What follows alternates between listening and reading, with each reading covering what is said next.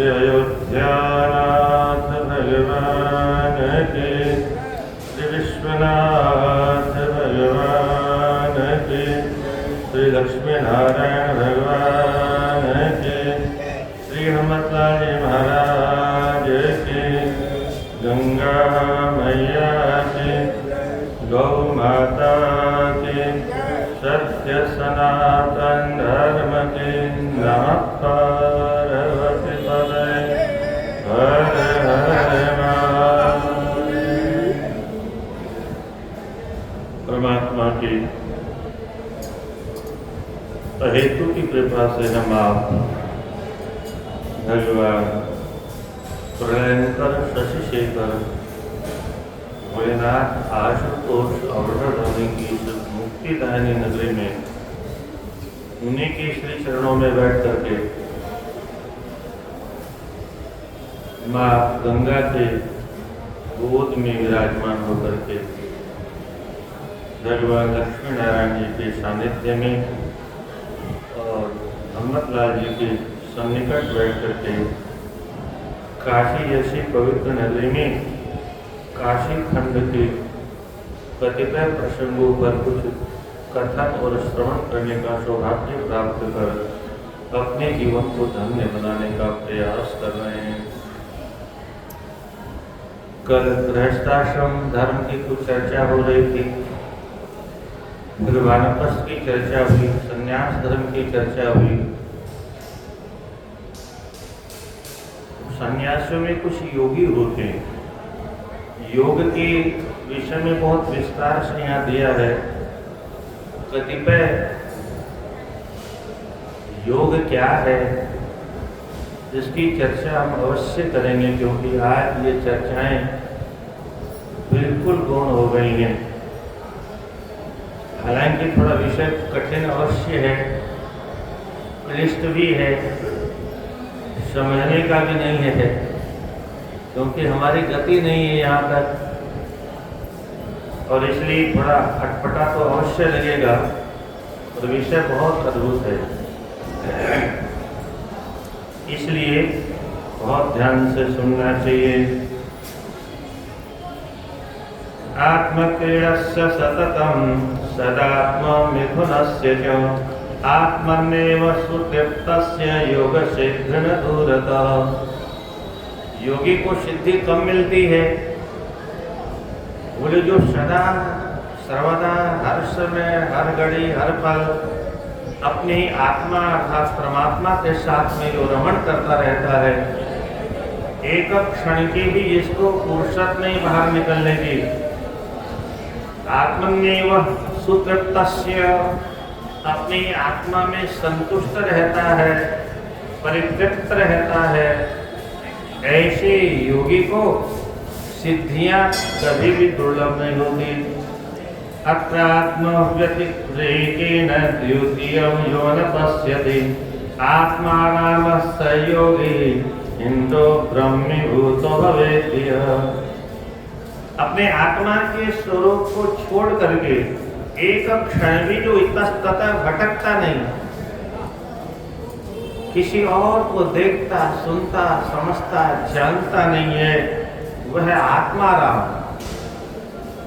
रमो क्रीडायाम धातु है, अपनी आत्मा में ही अहर्निश रमण करता है, क्रीड़ा करता रहता है, आनंद लेता रहता है, वह ब्रह्मीभूत योगी हो जाता है।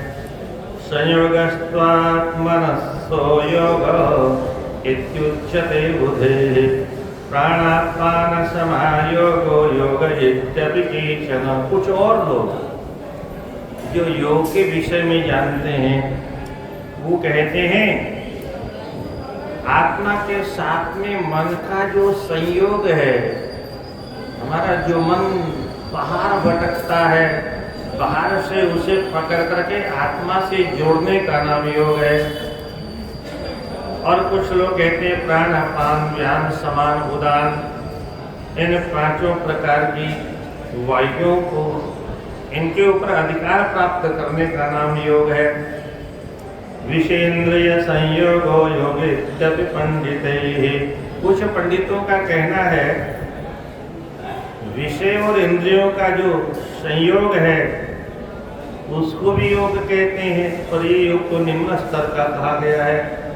विषयासक्त चित्तानां ज्ञान मोक्ष दूरत, क्योंकि विषयों में जो आसक्त चित्त वाला है, विषय मतलब शब्द स्पर्श रूप और रस गंध, ये 5 प्रकार के विषय कहे गए हैं। पांचों इंद्रियों के द्वारा इनका हम उपभोग करते हैं। ये विषय ही तो हमारे सारे जीवन के दरिद्रता के मूल कारण है, हमारे विनाश के मुख्य कारण है। हम इन विषय भोगों को छोड़ नहीं सकते और योग की तरफ हम बढ़ नहीं सकते। इसलिए विषयासक्त जो चित्त वाले लोग हैं, ज्ञान भी दूर है उनके लिए और मोक्ष भी दूर रहती है। निर्वारा मनोवृत्तिर्या वत्सा निवर्तते किं वदत्यपि योगस्य तावन्नेदीयसे कुतः। जो अपने मन की वृत्तियों को संसार की विषय वासनाओं से हटा करके परमात्मा के नाम रूप लीला और धाम में नहीं लगा देता है, योग उससे सदा दूर रहता है। वृत्तिहीनं मनः कृत्वा, मन को वृत्तियों से रहित बना। संसार में ये जो दुनिया भर की उठा पटक है, नाना प्रकार के कर्तव्य कर्मों के द्वारा हम इतस्ततः भटकते रहते हैं। उन सारी वृत्तियों से हीन होना, यही योगी का प्रधान लक्ष्य है। बहिर्मुखानि सर्वाणि कृत्वा खान्यंतराणि वे, हमारी इंद्रियां बाहर भटक रही हैं। कान शब्दों की ओर भाग रहा है, जीव रस की ओर भाग रही है, जहाँ कहीं रस हो बाहर उपलब्ध हो। नासिका गंध की ओर भाग रही है, त्वचा स्पर्श की ओर भाग रही है। इन सारी इंद्रियों को बाहर से समेट करके अंतर्मुखी बनाने का नाम योग है। एकीकृत्य विमुच्येत योग योगतः स उच्यते। एकीकृत कृत्य, इन सबको एकाकार बना करके परमात्मा में लीन कर देना। मनस्येन्द्रियग्रामं मनस्यात्मनि योजयेत, मन को संसार में जो भटक रहा है वहां से पकड़ के उसे भगवान के नाम रूप में लगा देने का नाम भी योग है। सर्वभाव विनिर्मुक्तं क्षेत्रज्ञं प्रमणिनचेत इत्यध्यानं च योगस्य शेषो अन्यो ग्रंथ विस्तरः। संपूर्ण प्रकार की भावनाओं से विनिर्मुक्त होकर के, वृत्तियों से विनिर्मुक्त होकर के मन को क्षेत्रज्ञ, क्षेत्रम जानाति थी क्षेत्रज्ञ हो। क्षेत्रज्ञ क्या, ये शरीर है, जीवात्मा है, इसको ठीक से जो जानने वाला है वह परमात्मा क्षेत्रज्ञ कहलाता है।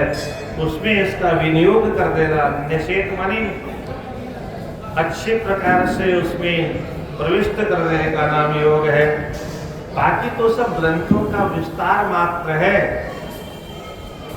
यत्रास्ति सर्वलोकेषु तदस्तीति विरुध्यते कथ्यमानं तदन्त्यस्य हृदये नावतिष्ठते। यन्नास्ति सर्वलोकेषु, जो सर्वलोक में रहते हुए अपने आप के रमण करता है, दुनिया भले उसका कितना भी विरोध करे, वह अपने अंतःकरण को छोड़ के बाहर बहिर्गम दृष्टि बनाता ही नहीं है। ऐसा जो योगी है, नित्याभ्यसनशीलस्य स्वं संवेद्य ही यत् भवेद तत्सूक्ष्मत्वाद निर्देश्यम् येषः ब्रह्म सनातनम्। अयोगी ने तद्वेति जात्यंध एव वर्तिकाम। जैसे अंधा दीपक का दर्शन नहीं कर सकता, ऐसे ही जो संसार में भटक रहा है वह तो अंधा है, परमात्मा तक उसकी पहुंच नहीं है। इसलिए नित्य अभ्यासशीलस्य, गीता में भगवान कहते हैं अभ्यासेन तो कौन्तेय वैराग्येन च क्रियते। ये जो मन है चंचल में मन कृष्ण, प्रमाथि बलवत् दृढ़म। ये वायु रेशु दुष्कर्म, वायु के समान बहुत कठिन है इसको पकड़ना, परंतु दो साधन बताए। अभ्यासेन तु कौन्तेय वैराग्येण च गृह्यते। इसी बात को यहाँ कहते हैं नित्याभ्यसनशीलस्य। नित्य निरंतर एक ही अभ्यास में लगा हुआ योगी एक न एक दिन इस बहिर्मुख मन को अंतर्मुखी करने में समर्थ हो जाता है। और तत्सुख सूक्ष्मत्वाद निर्देश्यम, जब मन बहुत सूक्ष्म हो जाता, सिमट जाता है, तब वह परब्रह्म परमात्मा तक पहुंच जाता है जो सनातन ब्रह्म है। क्षणमप्येक मोदकम यथा अस्थिरतामियात्। जैसे समुद्र का पानी एक क्षण भी स्थिर नहीं रहता है, नदी का जल भी वायु के झोंके से हिलता ही रहता है, जैसे वाताहत हवा के द्वारा वृक्ष निरंतर हिलते रहते हैं, ऐसे ही विषयों का झोंका जब चलता है तो यह मन निरंतर भटकता ही रहता है। इसलिए ये परमात्मा से इसका योग होना बहुत कठिन है। अतः अनिल निरुद्धित चित्तस्य स्थैर्य हेतवे। चित्त की स्थिरता करने के लिए इसलिए मन को स्थिर करना बहुत जरूरी है। मरुन निरोधनार्थाय षडंगम योगम अभ्यसेत।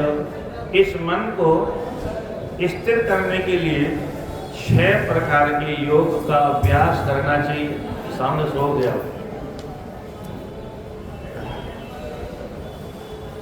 श्रीमन्नारायण नारायण नारायण श्रीमन्नारायण नारायण नारायण। आसनम प्राण संरोध। ये 6 प्रकार के योग कौन कौन से हैं?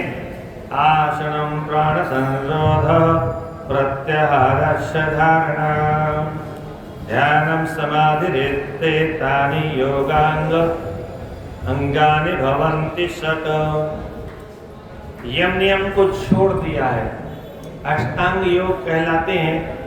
8 अंग वाले योग में यहाँ पर थोड़ा सूक्ष्म कर दिया है।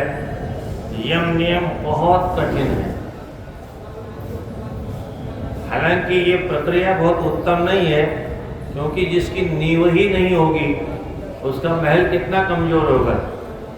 यम और नियम 10 प्रकार के यम, 10 प्रकार के नियम। भागवत के अनुसार 12 प्रकार के यम, 12 प्रकार के नियम, और योग के अनुसार 5 प्रकार के यम, 5 प्रकार के नियम। इनके बिना तो नींव ही कमजोर है। पर चलिए आसन को सिद्ध करें। जब तक एक आसन पर बैठने का अभ्यास नहीं होगा तो आगे कहाँ पहुंचेंगे हम? नींव स्थिर नहीं होगी तो मकान कैसे स्थिर होगा? और फिर प्राण संरोध, प्राणायाम, अहर्निश प्राणायाम का अभ्यास, जिससे मन को एकाग्र करने में सहायता मिलती है। प्रत्याहार, ये जो मन हमारा इतना भटकता है उसको बार बार वापस लौटा के लाना, इसी का नाम प्रत्याहार है। बहुत भटकता है, एक क्षण भी रुकता नहीं। यहाँ बैठे बैठे बम्बई घूम आया, कलकत्ते घूम आया, पटना भी घूम आया। 1 मिनट में तो 1 मिनट तो लगता ही नहीं, पूरे ब्रह्मांड का चक्कर लगा के आ जाता। ऐसा कोई विमान बना ही नहीं अभी। जितने तेज गति से मन चलता है, अद्भुत है मन की क्षमता। पेट्रोल का खर्चा नहीं होता, ड्राइवर की जरूरत नहीं, अकेला ही सब जगह घूमता रहता है। इसके पीछे पीछे मनुष्य पागल होकर भटकता रहता है। तो प्रत्याहार, उसको लौटा के लाना और फिर एक जगह धारणा दृढ़ करना, मन को एक ही किसी बिंदु पर लगाना, एक ही किसी भगवान की मूर्ति में लगाना, एक ही किसी भगवान के नाम में लगाना, इसको धारणा कहते हैं। और धारणा करते करते आगे अभी चर्चा आएगी कितने प्राणायाम करने पर आसन सिद्ध हो जाता है, कितने प्राणायाम करने पर प्राणायाम सिद्ध हो जाता है, कितने प्राणायाम करने के बाद में धारणा बन जाती है, और कितने प्राणायाम करने के बाद धारणा ही ध्यान बन जाता है, और कितना प्राणायाम करने के बाद ध्यान ही समाधि बन जाता है। अद्भुत प्रसंग है ये। तो ध्यानम समाधि रेता नहीं होगा, धारणा एक जगह दृढ़ हो गई बस, फिर तो ध्यान लग ही जाएगा, और ध्यान लग गया तो फिर समाधि में स्थित हो ही जाएगा। अब कुछ लोग क्या करते हैं, सीधे सीधे ध्यान की बातें करते हैं। उसी जगह ध्यान की क्लास लगती है, वो से बड़े बड़े गेस्ट हाउसों में पैसा दे करके ध्यान की क्लास लगती है। आसन अभी सिद्ध हुआ नहीं, प्राणायाम अभी हमने किया नहीं, प्रत्याहार का अभ्यास किया नहीं, धारणा की नहीं, ध्यान लगेगा कैसे? पहली क्लास में प्रवेश नहीं किया, सीधे सीधे अब बीए वाली क्लास में कैसे कोई प्रवेश हो सकता है? इसलिए शास्त्रों के अनुकूल करना चाहिए, अन्यथा तो एक शास्त्र की उक्ति को आप लोग अपने घरों में बोलते हो, देखा देखी, साधे योग, शीजे काया, बाढ़े रोग। देखा देखी जो योग करेगा वो नाना प्रकार के रोग पैदा हो जाएंगे, शरीर नष्ट हो जाएगा। तो इसलिए आसना नहीं यावंते यावंतो जीव योनयः। आसन कितने हैं? बोले जीव योनि 84 लाख है, तो 84 आसन है। इन आसनों का अभ्यास करें, और जैसे वायु चंचल है, चले अनिले चलम सर्वम निश्चले तत्र निश्चलम। वायु के चलायमान होने से सब चंचल हो जाते हैं। इसको समझिए क्या कहना चाहते हैं सदानंद जी महाराज। हमारे भीतर की जो वायु है, प्राण, अपान, समान, व्यान, उदान और अन्य धनंजय आदि जो 5 प्रकार की वायु, 10 प्रकार की वायु होती है, कहीं कहीं 14 प्रकार की वायु का भी व्याख्यान आता है। तो ये वायु जो है, जब तक शरीर में एक जगह स्थिर नहीं होगी तब तक मन भी चंचल रहेगा, बुद्धि भी चंचल रहेगी, इंद्रियां भी चंचल रहेगा और शरीर भी चंचल रहेगा। इसलिए इन वायुओं को एक साथ संग्रहित करके इनको निश्चल बना दीजिए, बस मन भी निश्चल हो जाएगा। इसी बात को कहते हैं चले अनिले चलम सर्वम निश्चले तत्र निश्चलम। जैसे वायु चलने पर झंडे इत्यादि चलने लगते हैं, वृक्ष हिलने लगते हैं, और वायु के नहीं चलने पर सब स्थिर हो जाते हैं। ऐसे ही हमारे भीतर की वायु का संचरण जब तक होता रहेगा तब तक मन जोड़ता रहेगा, हिलता रहेगा। प्राणायाम के द्वारा हमने वायु को स्थिर कर दिया, बस हमारा मन भी स्थिर हो जाएगा। फिर तो ठूंठ की तरह से स्थिर हो जाएगा। इसलिए भीतर की 5 प्रकार की वायु पर कंट्रोल करना आवश्यक है प्राणायाम के द्वारा। यावत् देहे स्थितः प्राणो, जीवन कब तक है हमारे भीतर? बोले यावत् देहे स्थितः प्राणो जीवितम तावत् उच्यते। जब तक हवा है हमारे भीतर तभी तक प्राण है। श्वास बंद तो राम नाम सत्य है। निर्गते तत्र मरणम ततः प्राण निरुद्धेत। निर्गते वायु निर्गते, वायु के बाहर जाते, बाहर तो चली गई, वापस नहीं आई, तो मृत्यु हो गई। यावत् बद्धो मरुद्देहे यावत् चेतो निराश्रयम्। मृत्यु किसे कहते हैं? बोले यावत्, जब तक ये जीव संसार की विषय वास्तव में बंधा हुआ है, तावर दृष्टिर्भ्रूण मध्य तावत् काल भयं कुतः, बस तभी तक मृत्यु है। और जब ये वायु बंध जाती है।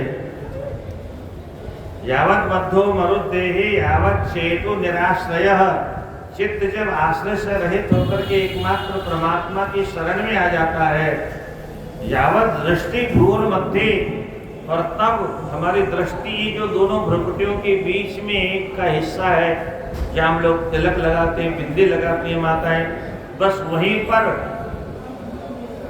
दृष्टि को स्थिर करना है, इतस्ततः कहीं नहीं जाने देना है। बस फिर तो काल का भय भी हमें भयभीत नहीं कर सकता। काल साध्वशतो ब्रह्मा प्राणायामं सदा चरेत्। एक बहुत बड़ी बात यहाँ लिखते हैं, काल के डर से तो स्वयं ब्रह्मा जी निरंतर प्राणायाम करते रहते हैं, अपने प्राणों का रोध करते रहते हैं। ब्रह्मा जी प्राणायाम करते हैं, हमने छोड़ दिया। योगिना सिद्धिमापन्ना, बड़े बड़े योगियों को जो सिद्धि की प्राप्ति हुई प्राणायाम के द्वारा ही प्राप्ति हुई है। मंदो द्वादश मात्रस्तु मात्रा लगभग सदामता, मध्यमो द्विगुण पूर्वा उत्तम त्रिगुणस्ततः। द्वादश मात्रा वाला प्राणायाम उत्तम है, उससे आधा मध्यम कोटि का प्राणायाम है, और उससे और मध्यम अधम कोटि का प्राणायाम है। इसलिए विषादमेत तृतीयेन सिद्ध प्राणोध योगिनः, जहाँ पर प्राणायाम करते समय मन में विषाद होता है, ये निकृष्ट कोटि का प्राणायाम है। कहीं प्राणायाम करते समय पसीना आ जाए तो भी उत्तम प्राणायाम नहीं हुआ, और जहाँ कंपन हो वहाँ भी उत्तम कोटि का प्राणायाम नहीं हुआ। क्रमेण सिद्धिमानोषु नयते यत्न इच्छते ही, प्राणायाम के द्वारा हम अपने मन को अपनी इच्छा के अनुसार जहाँ स्थिर करना चाहें वह स्थिर कर सकते हैं। हाँ, जबरदस्ती हठ पूर्वक अगर प्राणायाम करेंगे तो फिर अनर्थ भी हो सकता है, उसमें कुष्ठ रोग भी हो सकता है, देह का विदारण अर्थात देह फट भी सकती है। इसलिए गुरु के सानिध्य में भी योग करना चाहिए, स्वतंत्र स्वेच्छा पूर्वक। खटकर्म भी नहीं करना चाहिए, नीति धोती वज्रोली बस्ती, और यम नियम आसन प्राणायाम प्रत्याहार इत्यादि भी नहीं करने चाहिए। तत्प्रत्याय तत्तव्योषो क्रमेण अरण्यहस्तिवत्, जैसे जंगल में रहने वाला हाथी कितना मदोन्मत्त होता है, पर उसको भी लोग पकड़ करके सिखा सिखा के उसको बहुत सरल बना देते हैं, फिर वो आदेश का पालन करता है। क्या जंगल का मदमस्त हाथी भी वश में करने के बाद देखो मनुष्य कितना शक्तिशाली है? हाथी को वश में कर ले, शेर को वश में कर ले, भालू को नचाए, बंदर को नचाए, पर जिस मन के द्वारा ये सबको नचाता है वह मन इसको भी नचाता है। क्या कितनी बड़ी बात लिखी!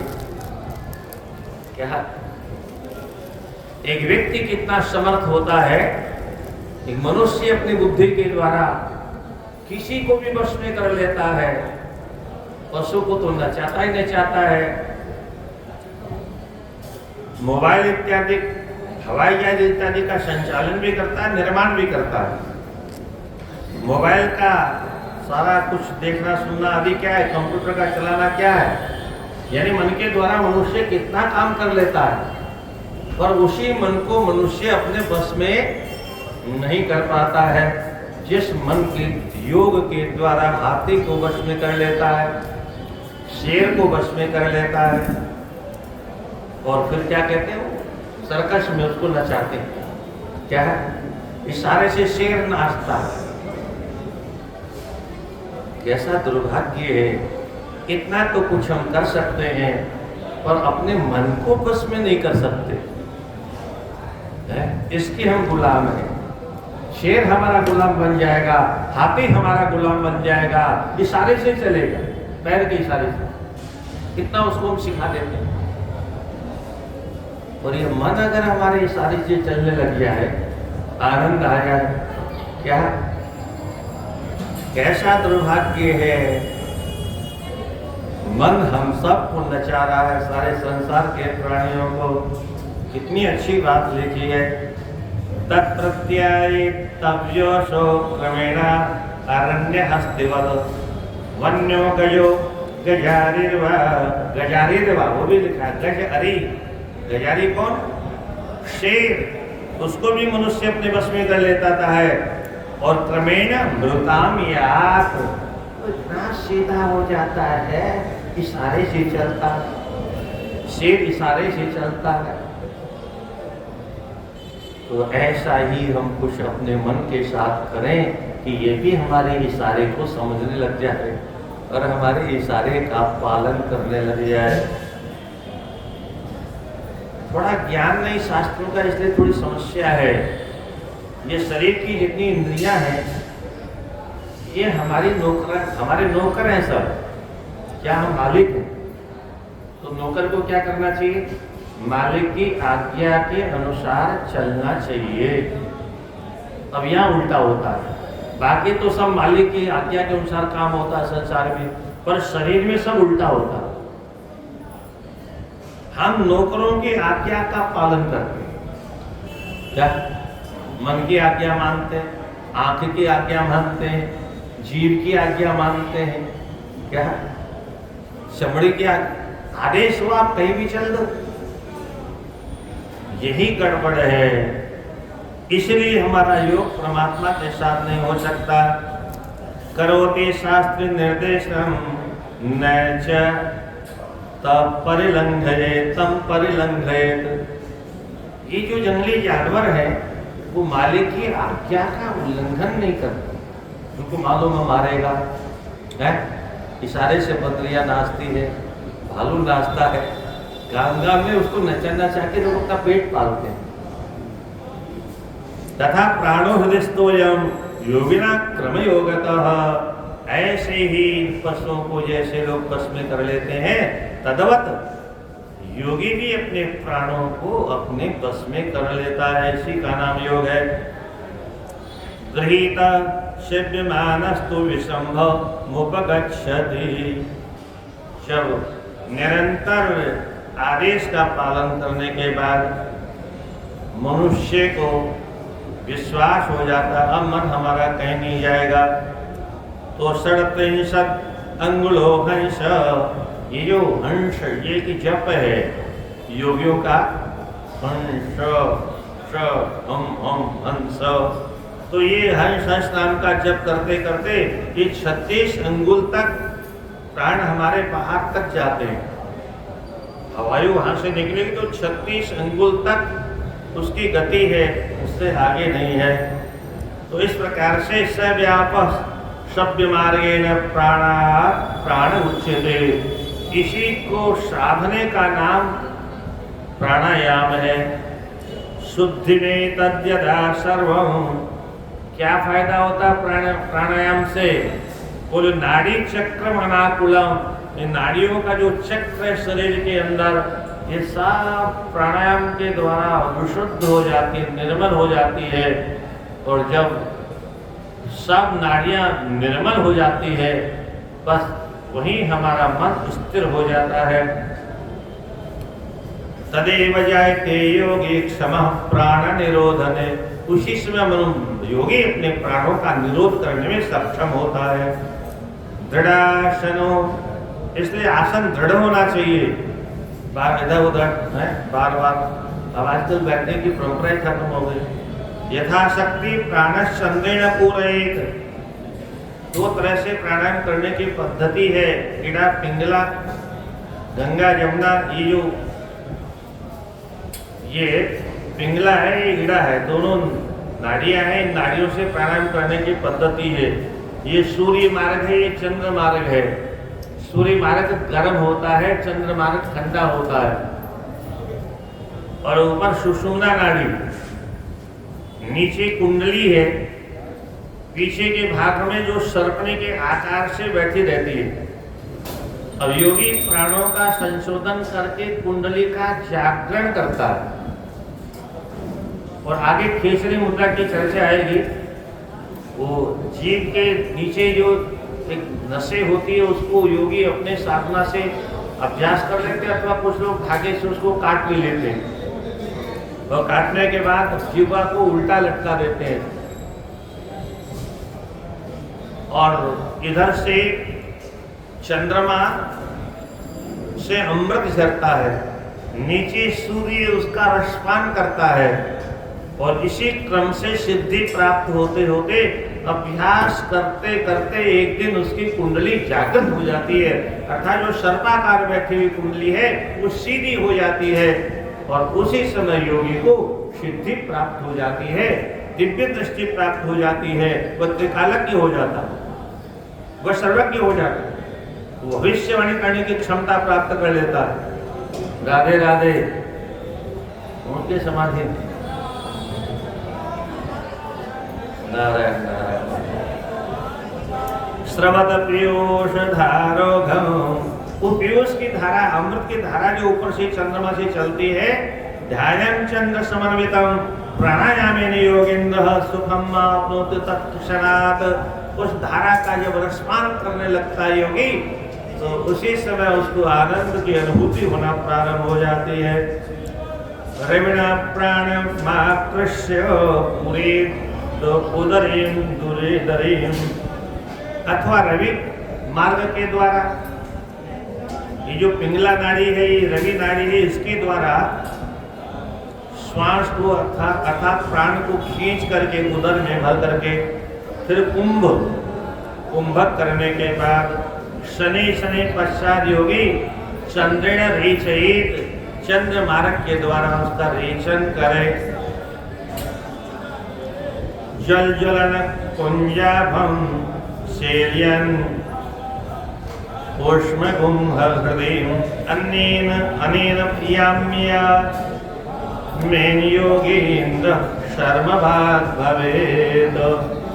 और इस प्रकार से योगी अपने वायु पर कंट्रोल करके प्राणायाम के द्वारा वह कल्याण का भागी हो जाता है।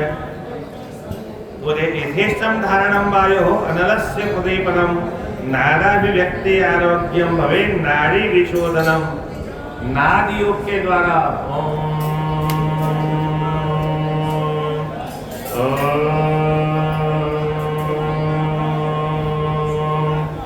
ये जो नाद है इसकी अभिव्यक्ति का अनुभव रोम रोम में जब होने लगता है तब पहले तो मनुष्य के शरीर में आरोग्य की प्राप्ति होती, जो नाना प्रकार के रोग हैं और रोगों से रहित हो जाता योगी। प्राणो देहगतो वायुर आयामस्तन्य बंधनम, शरीर के अंदर जो प्राण अपान व्यान समान उदान भिन्न भिन्न देशों में जो 5 प्रकार की वायु हैं, इनको अच्छी तरह से बांधने का नाम प्राणायाम है। एक श्वासमयी मात्रा प्राणायामो निरुच्यते, कि एक धारा में रहने लगे उसी का नाम प्राणायाम है। प्राणायाम अधमे धर्म कंपो भवति मध्य में, प्राणायाम करते समय जब अधम प्राणायाम होगा तो निम्न स्तर का प्राणायाम होता है तो शरीर में पसीना आता है अथवा कंपन होता है। उत्तिष्ठेरोत्तमे देहो बद्ध पद्मासनो, और प्राणायाम जब सिद्ध हो जाता तो शरीर इतना हल्का हो जाता है योगी धरती से पद्मासन लगाते ऊपर उठने का अभ्यास करने लगता है। प्राणायामे दहे दोषा, प्राणायाम के द्वारा भीतर के जितने भी दोष हैं, काम क्रोध लोभ ईर्ष्या द्वेष संबंध और मात्सर्य, इनको जला करके योगी भस्म कर देता है।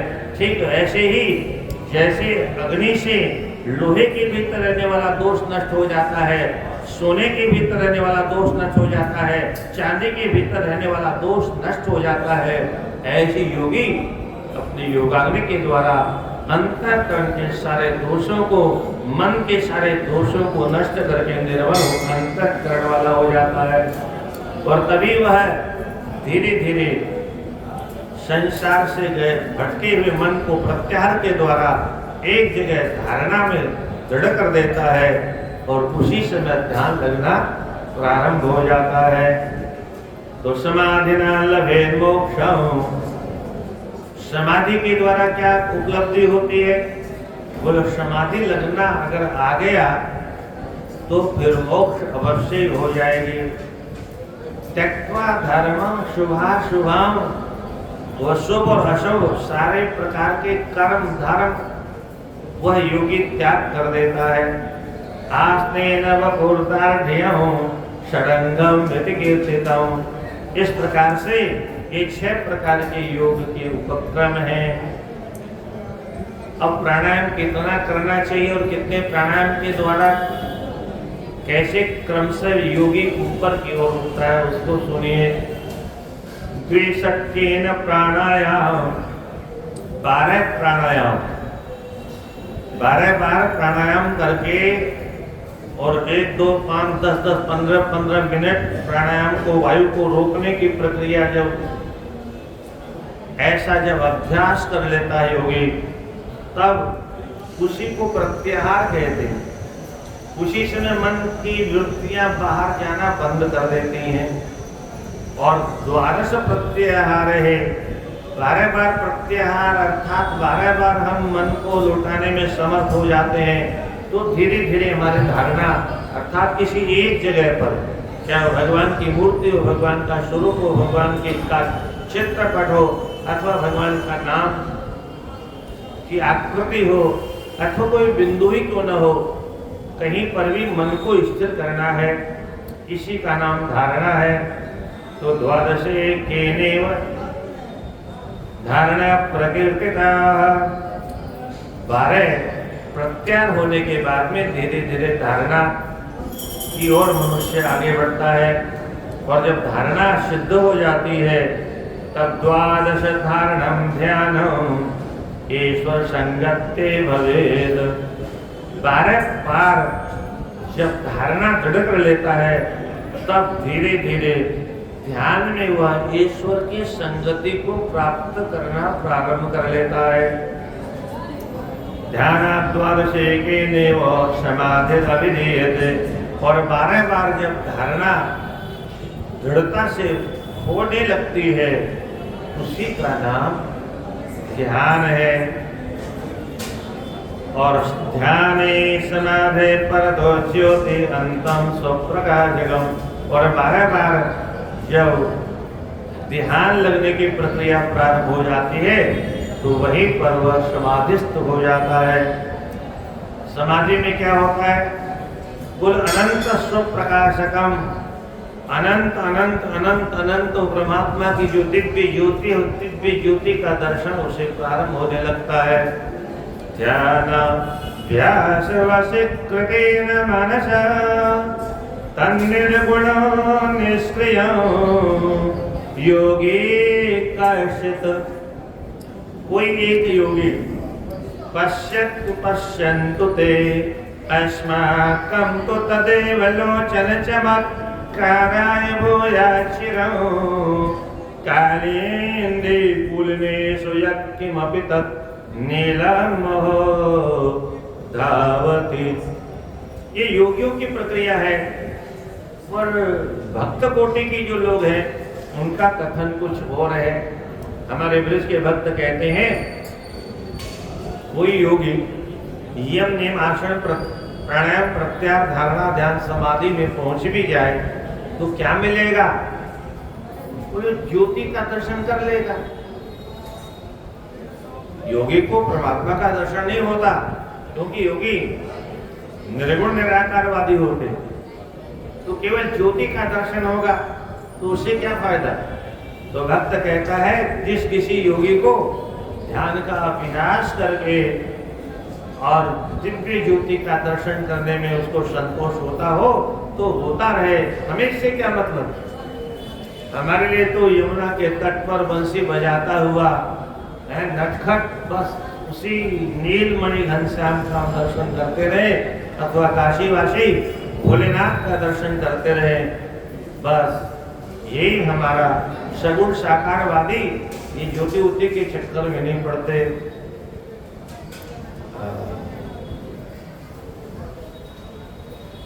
भवेदीश्वर संगते तस्मिन् दृष्टि क्रिया कांडम याता यातम निवर्तते। जब स्वयं प्रकाश स्वरूप का योगी दर्शन कर लेता है तो सभी प्रकार से मन स्थिर होकर के संसार के सभी प्रकार के कर्म कांड से विरत हो जाता है, विमुख हो जाता है। फिर किसी प्रकार के कर्म करने की कभी उसको स्वप्न में भी इच्छा नहीं होती। यहाँ तक कि खाने की, पीने की, सोने की कोई प्रक्रिया तो अपना पराया कुछ नहीं, सबसे दूर हट गया हो।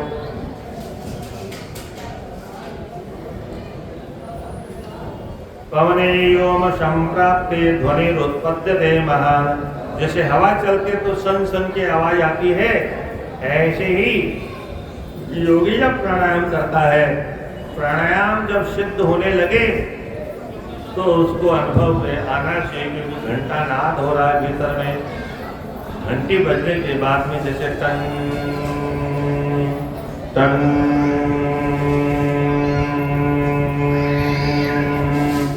ऐसी जो आवाज होती है, ऐसी जो नाद की प्रक्रिया होती है, वो प्राणायाम सिद्ध होने के बाद योगी के जीवन में भी अंतःकरण में ऐसा घंटा नाद प्रारंभ हो जाता है।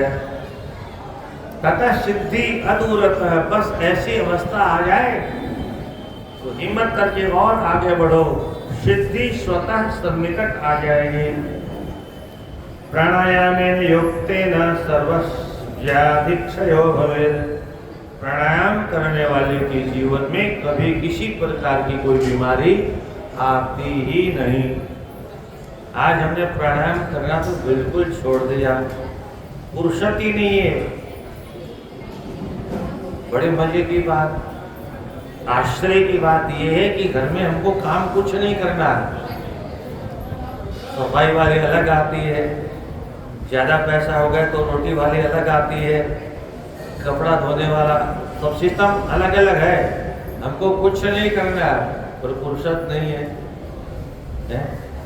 क्या टीवी देखेंगे अथवा मोबाइल देखेंगे अथवा बीमार हो जाएंगे, जब काम नहीं करेंगे तो अस्पताल का दौरा करेंगे। कुछ तो करना पड़ेगा। हम घर में परिश्रम नहीं करेंगे तो जिम में जाके परिश्रम करेंगे। क्या ये जिम में कौन लोग परिश्रम करते हैं पैसा दे करके? क्या जो घर में नौकरों को पैसा देते हैं वो जिम में भी पैसा दे करके मेहनत करते हैं। अरे यही मेहनत अगर घर में की होती तो जिम में जाने की नौबत क्यों आई होती है? ऐसा करो दुनिया भर का नाटक। कुछ लोग क्या करते हैं, घर में साइकिल ला कर रख लेते हैं। क्या वो महंगी वाली साइकिल आती है उसको चलाते हैं। हम कहते हैं बाहर चला, बोलो शर्म आती है। हम हवाई जहाज में चलने वाले साइकिल चलाएंगे तो बर्बाद कर लो अपने शरीर को, फिर शर्म आती है। सड़क वाली साइकिल नहीं चलाएंगे। तो प्राणायाम से सभी प्रकार की व्याधियों का विनाश हो जाता है। और प्राणायाम में अगर दोष होता है, विधि पूर्वक प्राणायाम नहीं होता है तो फिर छींक इत्यादि अथवा श्वास का रोग हो जाता है, अथवा खांसी की बीमारी हो जाती है, अथवा सिर करनाक्षी वेदना, सिर में वेदना प्रारंभ हो जाती है, अथवा आंख में वेदना प्रारंभ हो जाती है। भवन्ति विविधा दोषा पवनस्य व्यतिक्रमात्।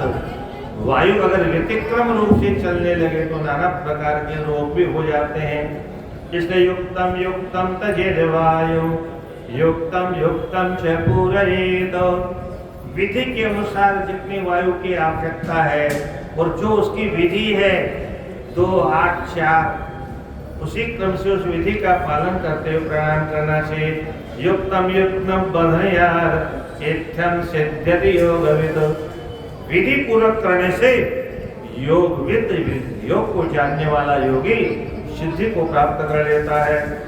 इंद्रियाणामिचरतां विशेषो यदिच्छया तत्प्रत्याहारं युक्त्या प्रत्याहार से उच्यते। प्रत्याहार किसे कहते हैं? यहाँ और स्पष्ट कर दिया है। हमारी जो इंद्रियां विषय वासनाओं में भ्रमण करती हैं उनको लौटाने का नाम प्रत्याहार है। प्रत्याहरति यस्वानि कूर्मोंगानि व सर्वतः। आपने कभी कछुए को देखा होगा। कछुआ अपने सारे इंद्रियों को भीतर समेट लेता है। ऐसे योगी अपने संपूर्ण इंद्रियों को कछुए की तरह से भीतर समेट लेता है। और विशेष करके तब जब उसको लगता है कि कोई खतरा है, तुरंत भीतर। अब ऊपर कुछ करते रहो, क्या ऊपर का ढांचा बड़ा मजबूत होता है, उस पर कोई फर्क पड़ता नहीं। तो ऐसे ही योगी कुर्मांगानि व सर्वशः, गीता में भगवान कहते हैं मनुष्य को ऐसे ही अपनी इंद्रियों को कछुए की तरह से अभ्यास करना चाहिए। 24 घंटा बाहर कुछ नहीं रखा है बाहर, अथवा कुछ रखा है तो 50-60 वर्ष बहुत हो गए, अब तो समेटो।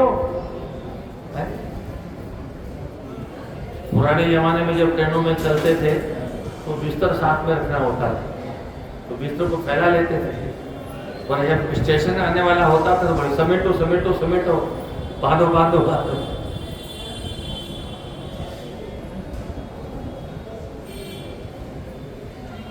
तो अब जब बुढ़ापा आ जाए तो फिर बांधो होना चाहिए कि नहीं होना चाहिए? राधे राधे। 50, 60, 70 वर्षों तक जिस संसार को हमने फैलाया, अब समेटने का समय भी तो चाहिए। और नहीं समेटेंगे तो फिर सब यहीं रह जाएगा राधे करते, कुछ भी साथ नहीं जाएगा। वैसे भी जाने वाला नहीं है, पर समेट लिया तो क्या जाएगा। धर्मानुगो गच्छति जीवेत, एकमात्र धर्म हमारे साथ जाएगा। और उसका अपोजिट जो अधर्म है, जो कि तभी निर्णय होगा ऊपर।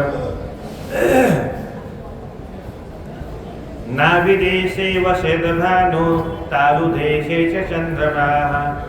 नाभि देश में, हमारे नाभि में सूर्य का निवास है और तालु में चंद्रमा का निवास है। वर्षत्यधो मुख चंद्रो दृशेत दूर्ध्वमुखो रवि। रवि का मुख ऊपर है, चंद्रमा का मुख नीचे है। चंद्रमा ऊपर से अमृत की धारा की वर्षा करता है, नीचे रहने वाला सूर्य उस धारा का शोषण करता है, अर्थात अपनी गर्मी को शांत करता है। कर्णंत च कर्तव्यम येन सा प्राप्यते सुधा। ऊर्ध्वं नाभिरधस्तालुर्ध्वं भानुरधोत्ससी। इसलिए कर्णंत च कर्तव्यम येन स प्राप्यते सुधा। योगी को जिस प्रकार से सुधा की प्राप्ति हो, चंद्रमा से अमृत जो क्षरण हो रहा है, उस अमृत के धारा को पीने का जैसे अवसर मिले, ऐसा प्रयास करना चाहिए। विकरणम विपरीताख्यानम अभ्यासादेव जायते। ये कैसे होगा? बोले अभ्यास से संभव है, फुर्सत तो निकालनी पड़ेगी। हमारा दुर्भाग्य है, योगियों के देश में, ऋषि महर्षियों के देश में आज हम कहाँ जा रहे हैं? वेद हमारे पास में है, महाभारत जैसा ग्रंथ हमारे देश में है, गीता जैसा अद्भुत भगवान के मुख के द्वारा उच्चरित ग्रंथ हमारे पास में है, 18 पुराण हमारे पास में, 108 उपनिषदें हमारे पास में है, पर हम जाता रहे। राधे राधे। इन ग्रंथों से हम दूर हो गए, उसका परिणाम ये है कि आज हमें शास्त्रों का यत् किंचित ज्ञान नहीं है। एक शीतली प्राणायाम होता है, क्या? अपनी जिह्वा को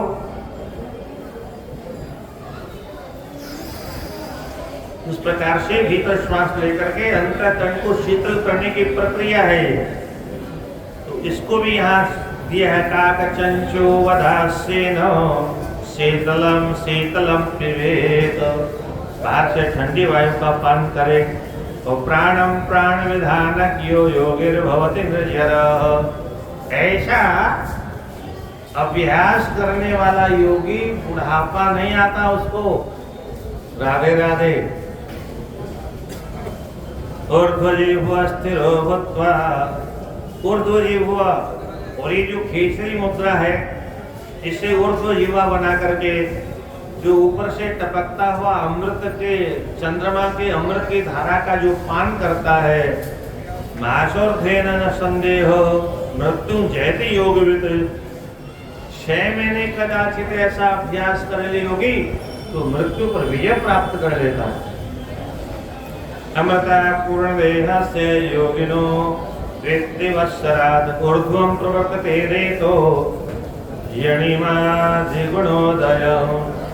इस प्रकार से 2-3 वर्ष में अमृत की धारा का पान करते करते करते योगी एक दिन सिद्धि को प्राप्त कर लेता है। उसको अष्ट सिद्धि और 9 निधियों की उपलब्धि हो जाती। राधे राधे। हालांकि योगी इसका प्रयोग नहीं करता है, उसे आवश्यकता नहीं इन सबकी। नित्यं सोम कला पूर्णम शरीरम यश योगिनः तक्षकेनापि दष्टस्य विषम तस्य सर्पति। ऐसा जो योगाभ्यास करने वाला योगी है, उस योगी को अगर तक्षक नाग भी काट ले तो उसका कोई असर उस पर होता नहीं। ऐसा दिव्य प्रताप है प्राणायाम का। इसलिए आसनेन समायुक्त प्राणायामेन संयुत प्रत्याहारेण संपन्नो धारणायामथाभ्येत। इसलिए आसन, प्राणायाम, प्रत्याहार, धारणा, ध्यान, इनका अभ्यास प्रत्येक मनुष्य को करना चाहिए। जो अपना कल्याण चाहता है, नहीं चाहने वालों के लिए कोई जरूरत नहीं। गीता प्रेस ने कल्याण पत्रिका निकाली। क्या कल्याण चाहो तो कल्याण पढ़ो, और जिसको कल्याण नहीं चाहिए उसको कल्याण पढ़ने की जरूरत नहीं है। तो पुराने लोग तो मंगवाते थे, घर में ऐसी पड़ी रहती थी। अब धीरे धीरे कुछ लोगों ने बंद कराना प्रारंभ कर दिया।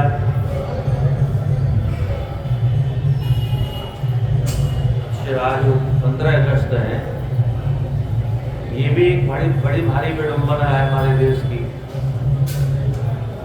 जिस समय देश के टुकड़े हुए हैं, उस पर हमको रोना चाहिए था। छाती पीट पीट के भारत माता का चीर हरण कर दिया लोगों ने। क्या भारत माता का चीर हरण होकर के 3 टुकड़े बांट दिए, और 2 टुकड़े थाली में परोस करके जिन्ना को दे दिए गए। तो भारतवर्ष के टुकड़े होने के कारण हमको तो छाती पीट पीट के रोना चाहिए, पर हमको बेवकूफ बनाया गया। उत्सव मनाओ, उत्सव मनाओ, उत्सव मनाओ, स्वतंत्र हो गए, स्वतंत्र हो गए। अरे देश का टुकड़ा चला गया, वो इतना नुकसान हो गया, वो कौन भरेगा? और आज तक बेवकूफ बनाया जा रहा। स्वतंत्रता के नाम पर हमारी शिक्षा हमारे पास में नहीं है, हमारी विचारधारा हमारे पास में नहीं है, हमारे वेद शास्त्र की पढ़ाई लिखाई हमारे पास में नहीं है, वस्त्र भी हमारे पास हमारे नहीं है, और कहते हैं स्वतंत्र हो गए। अरे अपनी इच्छा अनुसार जीने का नाम स्वतंत्र है कि पराधीन होने का नाम स्वतंत्रता है? अंग्रेजी पढ़ने के कारण, मेकाले की शिक्षा पढ़ने के कारण आज भी हम विदेशों के गुलाम हैं, और हमारे घरों में ईसाई पैदा होने लगे, जिनकी चोटी नहीं, जनेऊ नहीं, संध्या तर्पण नहीं, पूजा नहीं, पाठ नहीं, कुछ नहीं। इतने विद्यार्थी आके आज बैठे, कल परसों बैठे होते तो इनको संध्या इत्यादि की बात सुनने को मिलती। संध्या कितनी महत्व से करते हैं, बहुत जरूरी है, संध्या करवाना चाहिए, बहुत अच्छा है। हृदय पंचभूतानां धारणं यत् पृथक् पृथक् मनसो निश्चलत्वेन धारणा सा विधीयते। आकाश, अग्नि, वायु, जल और पृथ्वी, इन पंचभूतों को एक जगह धारण करने का नाम धारणा है। सबको एक जगह संग्रह करने के नाम धारणा है। मनसो निश्चलत्वेन धारणा सा विधीयते। और इन सबको संग्रहित करने के बाद मन निश्चल हो जाता है, मन की चंचलता समाप्त हो जाती है। इसी को धारणा कहा गया है। हरिताल निभां भूमिं सलकारं सवेदजं चतुष्कोणं हृदय ध्यायेत् ऐसा क्षतिधारणा। संपूर्ण पंचभूतों को हृदय में धारण करके और फिर उस परमात्मा का ध्यान करने की प्रक्रिया जब प्रारंभ करते हैं उसके पूर्व की स्थिति को धारणा कहा गया है। स्तंभ निप्लवानि स्तंभ निप्लान् ध्वनि चैव ध्वनि भ्रामरे तथा शमने च भवन्ते ता भूतानां पंचधारणा। 5 प्रकार की धारणाओं के नाम दे हैं, स्तंभनी, प्लावनी, दहनी, ब्राह्मणी और शमनी। स्तंभनी का मतलब प्रत्येक भूतों को स्तंभित करके, मन को स्तंभित करके, स्तंभित माने एक जगह स्तंभ जैसे खंबा है बस ऐसे स्थिर कर लेना।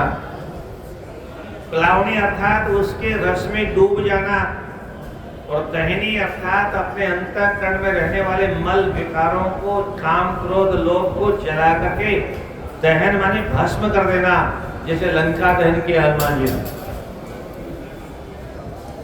और ब्राह्मणी इतना तथा भ्रमण करने वाले मन को एक जगह संग्रह कर इकट्ठा करना। शमनी अर्थात शांति की प्राप्ति होने लगती है। तो ये 5 प्रकार की धारणाएं हैं। धे चिंतायां स्मृतो धातु चिंता तत्वेषु निश्चलाः एतद्ध्यानमिह प्रोक्तं सगुणं निर्गुणं द्विधा।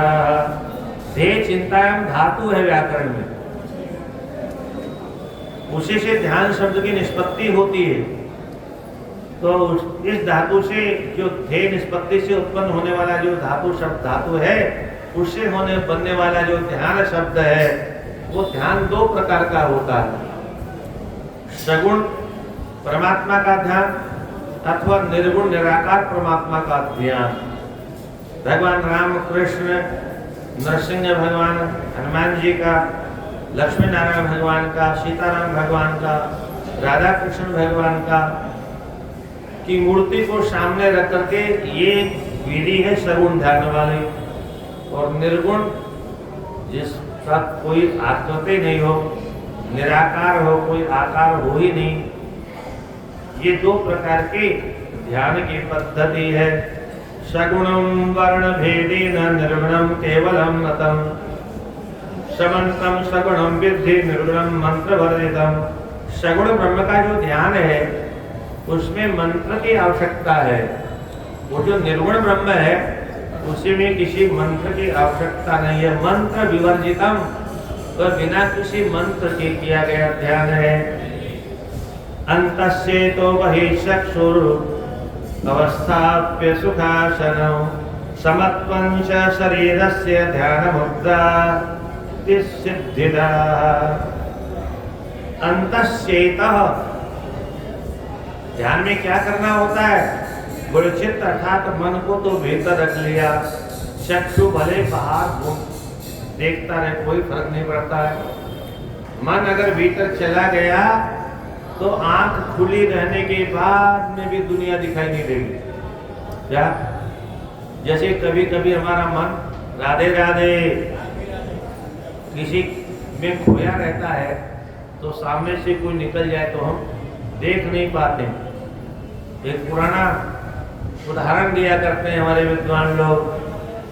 किसी का प्रियतम प्रदेश से आ रहा था, उसको सूचना मिली तो वहीं मिलने के लिए दौड़ी जा रही थी। रास्ते में कोई इबादत कर रहा था, उसकी आसन पर उसका पैर रख गया। उसने डांटा, अरे पगली, तुम दिखता नहीं तुमको मैं इबादत कर रहा हूं, तुमने अपने पैर रख दी मेरे आसन पर। उसने लौट के देखा, अपने के कहा, अरे महात्मा, अरे फकीर, मुझसे गलती हो गई, पर एक बात बताओ, मैं तो हाड़ मास के पुतले के पीछे पागल होके भाग रही थी, इसलिए आसन नहीं दिखाई दिया। तुम कैसी इबादत करते हो ऊपर वाले की कि तुमको मेरा पैर दिखाई देगा? अरे जब उसकी इबादत कर रहे हो, अर्थात उसका भजन पूजन कुछ भी कर रहे हो, तो ध्यान इतना केंद्रित हो जाना चाहिए भगवान के नाम रूप लीला और धाम में, इतना डूब जाना चाहिए दुनिया में क्या हो रहा है। अगर उसका अनुभव हो रहा है तो हम सब पाखंड कर रहे हैं और कुछ नहीं कर रहे हैं। माला हाथ में चल रही है मैया की और तब तक दाल जलने की गंध आ गई। अरे बहू कहां मर गई? क्या हुआ हमारी? अरे दाल जल रही है ना। बताओ ऐसा भजन करने से क्या फायदा? क्या? अब चूंकि जीव का स्वाद बिगड़ जाएगा इसलिए वो दाल नहीं जलनी चाहिए। इसको भजन नहीं कहते। 5 मिनट भजन करिए, 10 मिनट भजन करिए, आधे घंटा करिए, 1 घंटा करिए, कम जितना समय मिले उतना करिए। पर जब भजन करने बैठे तो उस समय मन एकाग्र होना आवश्यक है, अन्यथा तो सब बर्बाद हो जाए, कोई फायदा नहीं होगा उससे। कथे मूत तत्तम ऊर्ध्वेन्दु निभम देशु समन्वितम बकार बीजम कुंदाभम ध्यानम भुजयेति। निरंतर जिस किसी भगवान की हमारे अंदर इष्ट होता है कोई अपना, किसी को राम भगवान अच्छे लगते हैं, किसी को कृष्ण अच्छे लगते हैं, किसी को भोले बाबा अच्छे लगते हैं, तो जो हमारा इष्ट हो उसका ध्यान करना चाहिए। और ध्यान करते करते न सुमेधिन तत्पुण्यम न च वैराजसूयतः यत्पुण्यम एकध्यानेन लभेत योगिष्ठिरासन। सदानंद जी महाराज कहते हैं ध्यान करने से जो पुण्य उपलब्ध होता है वह पुण्य राजसू यज्ञ से भी प्राप्त नहीं होता, अश्वमेध यज्ञ से भी प्राप्त नहीं होता। यत् पुण्यम एक ध्यानेन लभेत योगी स्थिर आसन। आसन पर एक जगह स्थिर होकर के बैठ करके जो योगी ध्यान करता है उसमें जो पुण्य मिलता है उसकी बराबरी कोई नहीं कर सकता। शब्दादीनां च तन्मात्रा यावत् करणादिषु स्थिता। शब्द, स्पर्श, रूप, रस और गंध ये 5 तन्मात्राएं कहलाती हैं। ध्यान में बैठे हुए योगी को ये जब तक कानों में स्थित हुई दिखाई दे तावत देव स्मृतम ध्यानम, उसी का नाम ध्यान है। एक जगह स्थिर करके कर्णादिषु स्थिताः, सब स्थिर हो जाएं, इसी को ध्यान कहा गया है। और तावदेव स्मृतम ध्यानम, ध्यान किसे कहा गया है? वो ध्यान करते करते करते करते जब समाधि लग जाए तो क्या समाधि ततः परम, उसके बाद समाधि लगती है।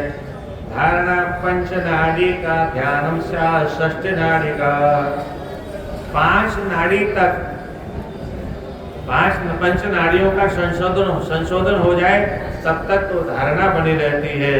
और 6 नाड़ियों का संशोधन होने के बाद में ध्यान की प्राप्ति होने लगती है। और दिन द्वादश के 12 दिनों तक ऐसा अभ्यास करने के बाद धीरे धीरे समाधि लगने लगती है।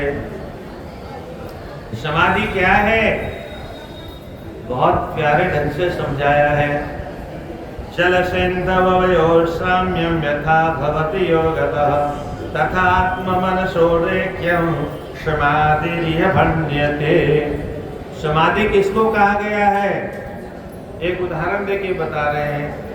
जैसे पानी में नमक डालो और घुल करके एक हो जाता है, पानी में शक्कर डालो घुल के जैसे एक हो जाती है, ऐसे ही मन को आत्मा में डाल करके एक कर देने का नाम ध्यान है। मन को एक करने का नाम समाधि है। अगर मन बाहर है तो समाधि लगेगी ही नहीं। इसलिए तथात्मानमनसोरेक्यम समाधि इह भण्यते, इस लोक में उसी का नाम समाधि है। कई उदाहरण दिए यहाँ पर। यदा संक्षीयते प्राणो मानसस्य प्रलीयते तदा समरसत्वं यत्समाधिरिहोच्यते। यदा जब प्राणः संक्षीयते, प्राण सूक्ष्म होकर के मन में लीन हो जाते हैं और तदा समरसत्वम यत् समाधिर्होच्यते, वही समाधि की स्थिति होती। अगर प्राणों का मन में लय नहीं हुआ, प्राण अपान समान व्यान और उदान, ये जो 5 प्रकार की वायु हैं, इनका मन में अगर लय नहीं होगा तो समाधि नहीं लगेगी। यत् समत्वं द्वयोरत्र जीवात्मा परमात्मनो न स नष्ट सर्वसंकल्पः समाधिरविधीयते। जो समत्व योग है, सबको समदृष्टि से देखने वाली स्थिति जब प्राप्त हो जाती है, जीवात्मा परमात्मा रहे हो, जीवात्मा परमात्मा दोनों को एक कर देना, इसी का नाम समाधि है। सनष्ट सर्व संकल्प, ऐसी स्थिति में सभी प्रकार के संकल्प नष्ट हो जाते हैं, विकल्प नष्ट हो जाते हैं, सभी प्रकार के विचार नष्ट हो जाते हैं, उसी को समाधि कहते हैं। नात्मानं न परम वेति न शीतं नोष्ममेव च समाधि युक्तो योगीन्द्रो न सुखम न सुखेतरत्। न तो वह अपने को जानता है, राधे राधे राधे राधे, समाधि में पहुंचा हुआ योगी न आत्मानं न परम वेत्ति, न तो अपने बारे में कुछ जानता है, न परम कोई और आ गया तो उसके बारे में जानता है, न ठंडी का अनुभव होता है, न गर्मी का अनुभव होता है, और न किसी प्रकार के सुख और दुख का भी अनुभव नहीं होता है। समाधि युक्तो योगेंद्रो न सुखम न सुखेतरत्, सुख से इतर क्या है, दुख, तो सुख का भी अनुभव नहीं होता और दुख का भी अनुभव नहीं होता। जैसे मरे हुए व्यक्ति को सुख और दुख की अनुभूति नहीं होती। क्या व्यक्ति जिंदा रहता है तो गाली दो तो फिर उसका असर होता है, और मुर्दे को गाली दो तो ठोकर से ठुकराओ तो राधे राधे। जिंदे व्यक्ति को कुर्सी चिपक के मत बैठिए, इधर बैठिए, कुर्सी के सहारा लेने से कुर्सी चिपका लेती है।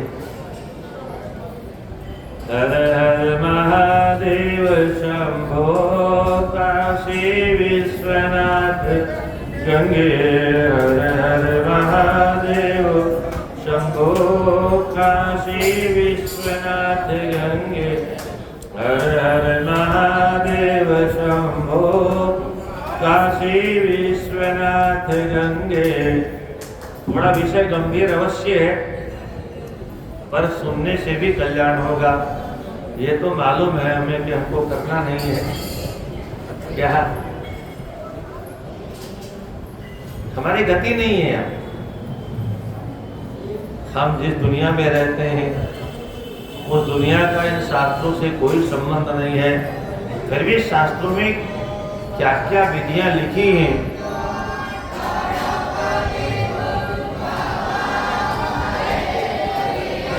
नारायण नारायण नारायण नारायण नारायण नारायण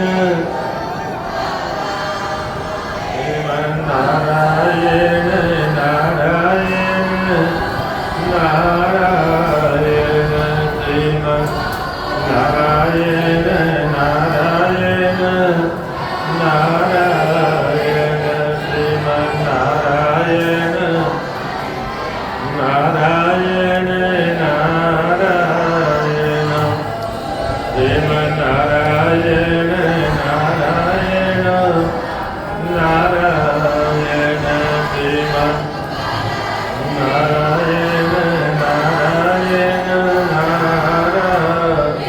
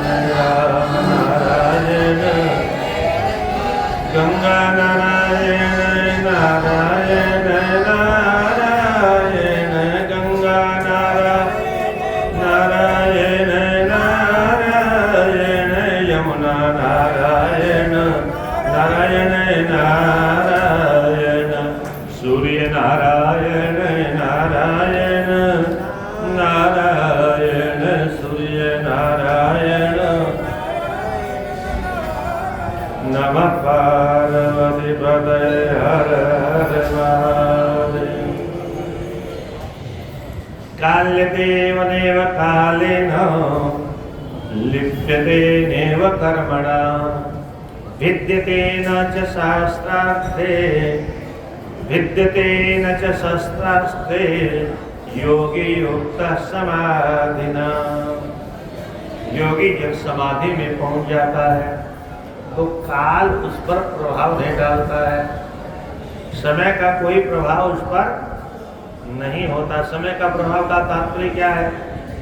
भोजन हमको समय से चाहिए, नींद भी समय से चाहिए, हर काम समय से चाहिए, उस पर कोई प्रभाव नहीं पड़ता है। लिप्यते नेव कर्मणा, किसी भी कर्म से लिपायमान नहीं होता। लिपायमान का मतलब क्या है? ये तो हमको करना ही करना है, इसके बिना तुम जी नहीं सकते। बहुत से लोग हैं खाने में ये तो चाहिए ही चाहिए, नहीं तो थाली फेंक दें। तो ये जो प्रक्रिया है इससे ऊपर उठ जाता है। विद्यते न च शस्त्रास्त्रे, शस्त्र और अस्त्र, चाहे तलवार हो, चाहे बम हो, चाहे एटम बम हो, चाहे बाबा बुलडोजर वाला बुलडोजर हो, क्या? हाँ, हम लोग जब काशी में पढ़ते थे तो एक हिलेरी आया था, तानसेन हिलेरी, जिसने हिमालय पर्वत पर चोटी पर विजय प्राप्त की थी। तो विदेश से कहीं से आया, 200 हॉर्स पावर की एक छोटी सी नौका थी उसकी, पतली, 200 हॉर्स पावर का इंजन था उसका। और उसकी योजना थी गंगा सागर से लेकर के गोमुख तक जाने की। कहाँ तक पहुंचा है तो पता नहीं। तो यहाँ भी आते थे, वो नाव ऐसी चलती थी, रामनगर कौन पहुंच जाते थे, आंख बंद करते थे। वो बलिया में जब कहीं रुकी तो उसको एक योगी वहां बैठे थे, उन्होंने अपने धागे से उसको अपने पैर में बांध लिया। जब स्टार्ट किया, विक्रम निकला था उस जमाने में, स्टार्ट किया तो वो 200 हॉर्स पावर की, नारायण नारायण, उसकी खटिया खड़ी हो गई, हिले नहीं, खाली हूं करती रही। एक योगी में कितनी सामर्थ्य होती है, और 200 हॉर्स पावर, 200 घोड़ों की ताकत एक धागे में बांधते उसने अपनी सामर्थ्य से रोक। ये अभी 80 के बाद की घटना है। तो योगियों की इतनी शक्ति है, सामर्थ्य है, शस्त्र और अस्त्र से उनके ऊपर कोई प्रभाव नहीं पड़ता। युक्ताहार, परंतु उसके लिए बहुत कुछ करना पड़ता, त्याग करना पड़ता है। युक्ताहार विहार से युक्त चेष्ट से कर्मसु, जो गीता में संकेत किया भगवान ने, वही यहाँ लिखा है। युक्ताहार विहारस्य युक्त चेष्टो ही कर्मसु, युक्त निद्रावबोधस्य योगी तत्त्वं प्रपश्यति। कितने साधनों के द्वारा उचित आहार, उचित विहार, उचित कर्मों की चेष्टा, अनुचित काम नहीं करना है, अनुचित खाद्य पदार्थों को खाना नहीं, अनुचित को देखना नहीं, अनुचित सुनना नहीं। सब जगह जो उचित है उतना तो ठीक है, उतना कर्म भी करता है, सब कुछ करता है, पर करते हुए भी निष्काम भाव से करता है, इसलिए कर्मों से लिपायमान नहीं होता। इतना तो हम भी कर सकते हैं, निष्काम भाव से कर्म करना प्रारंभ कर दें, ये हम भी कर सकते हैं। कर्म करने के बाद में भी इसका फल नहीं चाहना, ये निष्काम कर्मयोग। शरीर है, आंख है, देखेगी, कान है, सुनेंगे, जीभ है, रस की अनुभूति करेगी, पर हमें उससे लिपायमान नहीं होना है। दुर्वासा जी की तरह से, क्या दुर्वासा जी 56 भोग खा लेते और उनको रस तो दूध का ही आता, दूध से बाहर कभी किसी का रस लिया ही नहीं उन्होंने। बहुत प्राचीन घटना है। गोपियों को भगवान ने भगवान से कहा, गोपियों ने कोई ऐसा कोई गुरु बताओ, आपका कोई हो, आपकी दृष्टि में कोई संत, कोई महात्मा, कोई ऋषि, कोई महर्षि, हम उसकी कुछ सेवा करना चाहते हैं। तो बोले हमारे गुरु जी उस पार रहते हैं। तो 56 भोग बनाए गोपियों ने, राधे राधे थाली सजाई 56 भोग की। और अब जमुना जी के पास गए तो सावन का महीना, बाढ़ आ रही, लौट के आ गए। क्या हुआ? गोपियों ने, जब भगवान ने गोपियों को देखा तो पूछा क्या हुआ, कैसे आ गई? बोले बाढ़ आ रही है। कैसे जाए?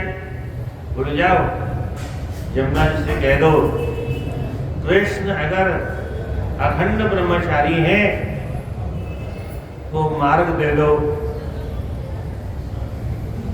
गोपियों को हंसी आई, बोले हमारे साथ नाचते कूदते और कहते हो अखंड ब्रह्मचारी, बोले तो तुम जाओ कह दो। गोपियों ने यमुना से कहा कृष्ण अगर अखंड ब्रह्मचारी हैं तो हमको रास्ता दे दो, हमको उस पार जाना है। यमुना जी ने रास्ता दे दिया, उस पार चले गए। और दुर्वासा जी के सामने भोग रखा तो दुर्वासा जी को छोड़ना क्यों था, सब सफा कर गए। राधे राधे नंबर से सब स्वाहा स्वाहा आहा। क्या अब वापस लौटने लगी तो फिर बाढ़ आ रही थी। बोले वापस कैसे जाए? तो दुर्वासा जी से कहा महाराज आ तो गए, जाए कैसे? बोले आई कैसे थी? बोले भगवान ने कहा कह देना अगर कृष्ण अखंड ब्रह्मचारी है तो रास्ता दे दो। और जमुना जी ने रास्ता दे दिया, इधर से कैसे जाए? बोले जाओ यमुना जी से कह देना, अगर दुर्वासा जी केवल दूध खाते हो, दूध के अलावा कुछ नहीं खाते हो, तो रास्ता दे दे। गोपियों ने कहा गुरु चेले दोनों अच्छे हैं, सारा का सारा समेट गए, स्वाहा कर गए, पर बोले दुर्वासा जी दूध खाते हो। यमुना जी का यमुना जी ने रास्ता दे दिया, पर भगवान के पास पहुंच करके गोपियों ने कहा भगवान एक बड़ी भारी शंका हो गई। क्या शंका हो गई? बोले जैसे आपने कहा अखंड ब्रह्मचारी हो तो जगह दे देना, उधर बाबा जी ने सारा माल चट कर लिया और कहा अगर अखंड रूप से केवल दूध का ही रस पीते हो, ये तात्पर्य क्या है?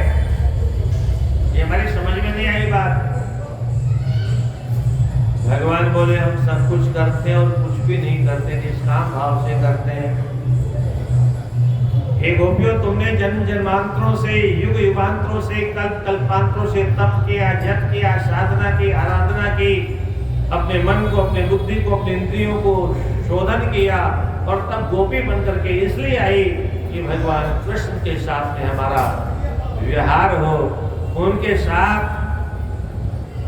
हमें क्रीड़ा करने का अवसर मिले, और इसलिए तुम्हारी मनोकामनाओं को पूरा करने के लिए मैं तुम्हारे साथ में नाचता कूदता सब कुछ करता हूँ, मक्खन भी चुराता हूँ, शीर भी चुराता हूँ, और सब कुछ करते हुए कुछ भी नहीं करता हूँ। बोले आपके गुरु जी जो सब चट कर गए, बोले वो सब कुछ खाते हैं पर दूध के रस से ज्यादा और रस की अनुभूति नहीं करते। ये रबड़ी, ये मलाई है, रसगुल्ला है, ये अनुभूति उनकी जीव पर कभी नहीं होती। वो तो केवल दूध ही खाते हैं, ऐसा अनुभव उनको निरंतर होता है। उन्होंने अपने मन को इतना साध लिया है, दूध के अलावा कुछ खाते ही नहीं। ये है मन को साधने की प्रक्रिया। योग भी मन को साधने की प्रक्रिया ही है। युजर योगे, योग का सीधा सीधा अर्थ है जोड़ देना, अपने आप को परमात्मा से जोड़ने का नाम योग है। अब हमारा योग परमात्मा से कैसे होगा? बोलो जहां से पहले से बंधे हैं वहां से खोलना तो पड़ेगा। राधे राधे। अगर वहां से खोलेंगे नहीं तो फिर दूसरी जगह जाएंगे कैसे? तो जिस संसार के संसाधनों से हम बंधे हुए हैं, माता पिता, भाई बहन, बेटा बेटी, पति पत्नी, मकान दुकान, कल कारखाना, सोना चांदी, हीरे मोती, मणि माणिक के रिश्तेदार, नातेदार, इन जिनसे हम बंधे हुए हैं, इन बंधनों को अगर हम खोलेंगे नहीं तो दूसरी जगह कैसे जाएंगे? सीधी सीधी बात है। एक गाय को आपको दूसरी जगह ले जाना है तो जिस खूंटे से वो बंधी हुई है उस खूंटे से तो उसको खोलना पड़ेगा, और जब उस खूंटे से खोलेंगे तभी वो दूसरे खूंटे पर जाएगी। बिना उस खूंटे से खोले गाय दूसरी जगह नहीं जा सकती। गाय जैसे नहीं जा सकती ऐसे मनुष्य ही जहां से बंधा हुआ है तो वहां से जब तक खुलेगा नहीं तब तक दूसरी जगह कैसे जाएगा? अब आप कहोगे गाय तो रस्सी से बंधी थी, साइकिल से बंधी है, भैंस तो साइकिल से बंधी, हम कहाँ बंधे हैं? यही तो दुर्भाग्य है। पशु कम से कम बंधा हुआ है तो रस्सी भी दिखाई दे रही है और साइकिल भी दिखाई दे रही है, परंतु हम तो पशुओं से भी गए बीते हैं। हम तो पशुओं से गए बीते हैं। पशु की मजबूरी है, वो रस्सी से बंधा हुआ है, और मनुष्य तो बिना रस्सी में ही बंधा हुआ आनंद ले रहा है। ये कौन सी रस्सी है जिससे हम बंधे हुए हैं? ऐसा रस्सी होगी तो कोई खूंटा भी तो होगा ना जिससे हम बंधे होंगे। तो रस्सी का नाम सुन लो पहले, ममता। ये जो ममता की डोरी है ये मेरा, ये मेरा, ये मेरा, ये मेरा, ये मेरा, ये मेरा। ये जो ममता की डोरी है, इसी डोरी ने हमको बांध रखा है। और बांध किससे रखा है? जहां पर खूंटा हमने गाड़ रखा है। हमने खूंटा कहाँ गाड़ रखा है? मकान में गाड़ रखा है, दुकान में गाड़ रखा है, कारखाने में गाड़ रखा है, तालाब पर गाड़ रखा है, खेत में गाड़ रखा है। खेत मेरा है, दुकान मेरी है, कारखाना मेरा है। ये खूंटा हमने वहां गाड़ रखा है और उसी खूंटे से हमारी रस्सी ममता की डोरी बंधी हुई है। और ममता की डोरी को जब तक हम उस खूंटे से, कारखाने वाले खूंटे से खोल करके अगर नहीं खोलेंगे तो दुकान वाले खूंटे तक नहीं जाएगी, और दुकान वाले खूंटे से नहीं खोलेंगे तो घर के खूंटे तक नहीं पहुंचेगी, और घर के खूंटे से नहीं खोलेंगे तो मंदिर के खूंटे तक नहीं आएगी। ये हमने खूंटे गाड़ रखे हैं सब जगह। दूसरे के घर में क्यों नहीं जाते हैं हम? अंधा भी, हमारी बात तो छोड़ो, उनको तो मालूम है हमारे मकान का नक्शा है और ये हमारे मकान का हमने बनाया, हमको मालूम है, बचपन से रह रहे हैं, अथवा हमने बनाया है तो मालूम है हमारा घर ही है। और अंधा किसके घर में घुसता है? अंधों को देखा होगा आपने, वो टुकुर टुकुर चलते चलते कहाँ घुसते हैं? दूसरे के घर में नहीं जाते, अपने ही कमरे में जाते हैं। क्यों जाते हैं? उनकी डोरी उनको वहीं ले जाती है जहाँ उनका खूंटा गड़ा हुआ है। तो ऐसे ही हम संसार के विषय वासनाओं के खूंटों से बंधे हुए हैं। मकान, दुकान, कल कारखानों के खूंटों से बंधे, बेटा बेटी, माता पिता, भाई बंधु, इन खूंटों से खोल करके जब तक भक्ति के खूंटे तक नहीं पहुंचाएंगे अपने आप को, तब तक परमात्मा के पास कैसे पहुंचेंगे? भाव के खूंटे तक जब तक नहीं ले जाएंगे परमात्मा के पास कैसे पहुंचेंगे? असंभव है। तो इसके लिए विधि है। सब काम जो शास्त्रोचित है उतने ही करने, उससे ज्यादा नहीं। तत्व विज्ञानम आनंदम ब्रह्म ब्रह्म विदो विदुः हेतु दृष्टांत रहितम वाङ्मनोऽभ्याम गोचरः वाङ्मनोऽभ्याम गोचरः। तत्व विज्ञानम आनंदम, आनंद रूपी तत्व को जो जान लेता है योगी, वह ब्रह्म ब्रह्म विदो विदुः, उसी को ब्रह्मवेत्ता कहते हैं। ब्रह्मवेत्ता उसी को ब्रह्म भी कहते हैं। हेतु दृष्टांत रहितम वाङ्मनोऽभ्याम अगोचरः, ये सामान्य लोगों के मन और बुद्धि से दूर का विषय है। तत्र योगी निरालंबे निरातंके निरामये षडंग योग विधिना परिब्रह्मण लीयते। योगी बिना किसी का आलंबन लिए, बिना किसी का आश्रय लिए, बिना किसी के अधीन हुए षडंग योग विधि के द्वारा परिब्रह्मण लीयते, परब्रह्म परमात्मा में अपने आप को लीन कर देता है, अपने मन को डुबा देता है। कैसे? बोले था घृते घृतम क्षिप्तम घृतमेव वही तद्भवेत्। जैसे घी में घी डाला, बहुत ध्यान से सुने, बहुत प्यारा उदाहरण है। पानी में पानी डाला तो पानी हो गया, घी में घी डाला तो घी हो गया, दूध में दूध डाला तो दूध हो गया। ऐसे ही ये जीवात्मा भी तो परमात्मा का अंश है। ईश्वर अंश जीव अविनाशी चेतन अमल सहज सुख राशि। हम ईश्वर अंश हैं। योगी क्या करता है? उसी ईश्वर अंश रूपी जीवात्मा को परमात्मा रूपी घी में मिला देता है। जीवात्मा रूपी घी परमात्मा रूपी घी में मिला देता है, दोनों घी बन गए, झगड़ा खत्म, दोनों एक हो गए। पहले भी एक थे, किसी कारणवश परमात्मा ने हमको दंड दिया और संसार में भेज दिया, और वहां रह करके अगर हम योग पूर्वक जीवन जीते तो शायद पुनरपि जननम पुनरपि मरणम पुनरपि जननी जठरे शयनम। ये दशा नहीं होती है हमारी, परंतु अब हो गई तो क्या करना है? बोले योग का आश्रय लेकर के यथा घृते घृतम क्षिप्तम, जैसे घी में घी डालने पर वह घी हो जाता है, क्षीरे क्षीरम, दूध में दूध डालने पर वो दूध ही बन जाता है।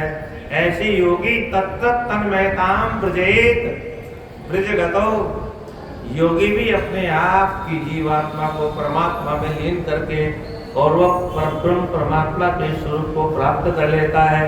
और उसी अवस्था में कहता है ब्रह्माष्टमी तत्त्वमसि। उसके पहले कहता तो बेकार कहना, वहां पहुंचा नहीं और ब्रह्माष्टमी कहना शुरू कर दिया। ये तो ब्रह्म है, ब्रह्म नहीं है, ब्रह्म में फंसा हुआ है। ब्रह्मचारी क्रोधो जितलोभो विमत्सरः अब्धमिथ्यं सदाभ्यासात् स योगी निगद्यते। योगी का पहला लक्षण है ब्रह्मचर्य का दृढ़ता से पालन करना, क्रोध पर विजय प्राप्त करना। ब्रह्मचर्य का मतलब काम पर विजय प्राप्त करना, क्रोध पर विजय प्राप्त करना, जित लोभ पर विजय प्राप्त करना, और विमत्सरः किसी से ईर्ष्या द्वेष से रहित होकर के, और अर्थमिथ्यम सदाभ्यासात् प्रतिक्षण ऐसा जब अभ्यास करता है उसी को योगी कहा जाता है। कुछ मुद्राएं हैं योगियों की। महामुद्रा नभोमुद्रा उद्दीयान जलंधरम मूलबंधन तो यो वेति स योगी योग सिद्धवाद। महामुद्रा, नभ में मुद्रा लगा लेना। उद्दीयान बंधन है, ये योगी लोग। और जलंधर बंधन और मूल बंध, मूलाधार से लेकर के जो सिद्धासन में बैठने की प्रक्रिया है वो मूल बंध की प्रक्रिया है।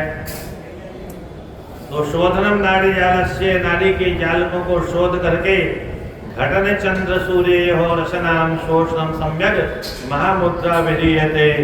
नाड़ियों का शोधन करना, इसी का नाम महामुद्रा है। नाड़ियों का शोधन कर लिया तो पहली मुद्रा हो गई। और उसके बाद योनिम वामांग्रिणहं पिड्य कृत्वा वक्षस्थले भनु हस्ताभ्यां पृष्ठं पादं धारे दक्षिणं शिरं। मूत्रेंद्रिय के निकट अपने एड़ी को लगा करके और बंधन लगा करके और फिर वायु का आकर्षण करके, और ये जो ठुड्डी है इसको यहाँ प्राणायाम करते समय, ये प्रक्रिया है योग। इसी को प्राणेन कुक्षिम आपूर्य चीरम संचरे क्षणे है। प्राणों को कोक्ष में आपूर पूरा भर करके चीरम संचरे क्षणे, धीरे धीरे प्राणवायु को भीतर भीतर संचरण करने दे।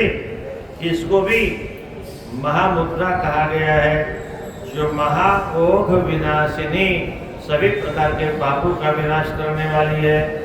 चंद्रांगे च समभ्यस्य सूर्यांगे पुनर्भेद। चंद्र नाड़ी से अथवा सूर्य नाड़ी से, दो नाड़ियां हैं। ये जो दाहिना कान है, नाक है हमारा, ये सूर्य नाड़ी कहलाता है। और ये बायां नाक जो, ये चंद्र नाड़ी कहलाता है। इसको पिंगला और ईड़ा भी कहते हैं। और इन दोनों नाड़ियों से परस्पर में किसी भी नाड़ी से अभ्यास किया जा सकता है। तो चंद्रांगे तो समभ्यस्य, सूर्यांगे पुनर्भ्यसेत। पहले चंद्र नाड़ी से अभ्यास करे, पूरक करे, फिर कुंभक करने के बाद में सूर्य नाड़ी से रेचन करे, और फिर सूर्यांग से खींचे और चंद्रांग से वापस रेचन करे। इस प्रकार से पुनः पुनः अभ्यास करके यावत् तुल्या भवे संख्याः ततो मुद्रां विसर्जयेत्। प्राणायाम की संख्या जब बराबर हो जाए, जो संकल्प हमने किया है, तब इस मुद्रा का विसर्जन कर दे। नैपथ्यम पथ्यम वारसा सर्वेपि निरताः अभिघोरम विषम पीतम पीयूषम विवजिर्यति। ऐसी अवस्था में पहुंचने वाला योगी कदाचित कोई कुपथ्य भी खा लेता तो उसको असर नहीं होता, जहर भी कोई दे देता तो उसको असर नहीं होता है, और विपरीत अवस्था में करने पर क्षय रोग हो जाएगा, कुष्ठ रोग हो जाएगा, नाना प्रकार के रोग हो सकते हैं। इसलिए योगी को खेचरी मुद्रा का भी अभ्यास करना चाहिए। कपाल को वरे जिह्वा प्रवेशता विपरीत, कपाल तक जीवा को ऊपर अभ्यास करता करता जीव को वो योगी ऐसे जीव को खींच खींच करके बढ़ाते हैं, क्या लंबी कर लेते हैं काली मैया की तरह से। और परेशानी होती है तो यहाँ एक नस है नीचे की तरफ, उस नस को काट लेते हैं, धागे से थोड़ा थोड़ा काटते काटते पूरा काट के समाप्त कर देते हैं, और फिर आराम से ये उल्टी होकर के तालू तक जीवा पहुंच जाती है, और तालू में ही चंद्र का निवास है। वहीं पर अमृत का धीरे धीरे क्षरण होता है, और उसी को पीने के लिए कुंडली लालायित रहती है, और योगी उस कुंडली को जागृत करके वहां पहुंचा देता है। बस उसके बाद में तो दिव्य दृष्टि हो जाती है। कपालगूरेवा प्रवेष्टा विपरीतगा भ्रुवंतर्गता दृष्टि मुद्रा भवति खेचरी। भ्रुकुटी के मध्य भाग में ध्यान को केंद्रित करने का नाम खेचरी मुद्रा है। खेचरी नाम क्यों पड़ा है तो आगे स्पष्ट लिखा है, चित्तम चरत खे यस्मा जिह्वा चरत खे गताः। खे माने आकाश, खे माने आकाश होता है, उस आकाश में हमारा मन विचरण करता रहता है, वहां से पकड़ के उसको लाना। तो चित्तम चरत खे यस्मात् जिह्वा चरत खे गताः। जीव भी नाना प्रकार दौड़ते रहते हैं मिठाइयों की दुकान में, तो तेनेसा खेचरी नाम मुद्रा सिद्धि निषेविता। सर्वत्र से अपने मन बुद्धि चित्त को खींच के ला करके यह अवस्थापित करने का नाम खेचरी मुद्रा है। यावत् बिंदु स्थितो देहे तावत् मृत्यु भयं कुतः, यावत् बद्धा अनुभव मुद्रा तावत् बिंदु न गच्छति। ब्रह्मचर्य की बड़ी भारी महिमा है। जब तक ब्रह्मचर्य खंडित नहीं होता है तब तक तो मृत्यु का भय योगी को होता नहीं है। इसलिए चरक संहिता में एक संकेत आता है, मरणम बिंदु पातेन जीवनम बिंदु धारणात्। मृत्यु किसका नाम है? तो जो मनुष्य के जीवन में जो उसका तेज है, उसका बीज है, उसका जो हृदय है, उसका क्षरण ही मृत्यु है, और उसका संरक्षण करना ही अमृत है, जीवन है। तो दावर बद्धा नभ मुद्रा दावर बिंदु न गच्छति। जब तक योगी नभ मुद्रा का अभ्यास कर लेता है तब तक उसका क्षरण पतन नहीं होता है। और इस प्रकार से उड्डयनम गुरुते यस्माद् अहोरात्रं महाखग उड्डयन प्रोक्तम तत्र बंधो विधीयते। उड्डयन बंध लगाने से अपने अब प्राणायाम के द्वारा अपने उदर को भीतर खींच करके इस बंध को लगाने की प्रक्रिया है। और इस बंधन से जैसे आकाश में पक्षी उड़ता है, ऐसे ही उड़ने की सामर्थ्य योगी को प्राप्त हो जाती है। जालंधर योग आदि कंठ को संकोच करके यहाँ जालंधर बंध लगाया जाता है। न पीयूष न वायु प्रधावती। ऐसा जालंधर बंध लगने के बाद उसको किसी प्रकार की भय नहीं रहता है, वह वायु में उड़ने की सामर्थ्य प्राप्त कर लेता है। और इस प्रकार से प्राणायाम वशो जीव मृदुआध परिधावती वाम दक्षिण मार्गेण चंचलो न स्थितिं भवेद प्राणवायु तो इतस्ततः दौड़ती रहती है, पर योगी उसको योग के द्वारा संकलित करके एक जगह आबद्ध करके फिर प्राणायाम के द्वारा उसको सिद्ध कर लेता है। अपानम दर्शते प्राणम प्राणोपानम दर्शते ऊर्ध्वाधस्मस्थितावेतो संयोजयति योगविदो। अपान को प्राणवायु खींचती है, प्राणवायु को अपान वायु अपनी ओर खींचती है, ऊपर नीचे खींचती रहती है, और इस प्रकार से सभी वायु को एक साथ संग्रह करने का नाम योगाभ्यास है। हकारेण बहिर्याति, हंस मंत्र का उच्चारण करता हुआ हकारेण बहिर्याति वायु बाहर जाती है। शकारेण विषेद पुनः, शकार कहने से पुनः अंतः प्रवेश कर जाती है। और हंस हंसित्यस्तोम मंत्र जीवो जपति सदा। इस प्रकार से इस मंत्र का सदा योगी जप करता रहता है। षट्शतानि दिवारात्रो सहस्राण्येक विषम विंशतिः संख्यान्वितं मंत्रम जीवो जपति सर्वदा। षट्शतानि सहस्त्राणि एकविंशति, ये मनुष्य 21,600 श्वास लेता है। इतने ही मंत्र प्रत्येक श्वास में योगी जपता है। यही योग का अभ्यास है।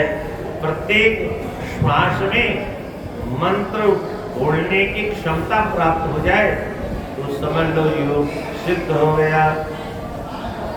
यह किंचित चर्चा, और उसके बाद में शाम को काशी की महिमा आएगी, और काशी की महिमा के बाद में फिर मृत्यु के लक्षण क्या होते हैं, कैसे पता चले कि हम मरने वाले हैं, चलो काशी चले चल, क्या उन लक्षणों का बड़े विस्तार से वर्णन है।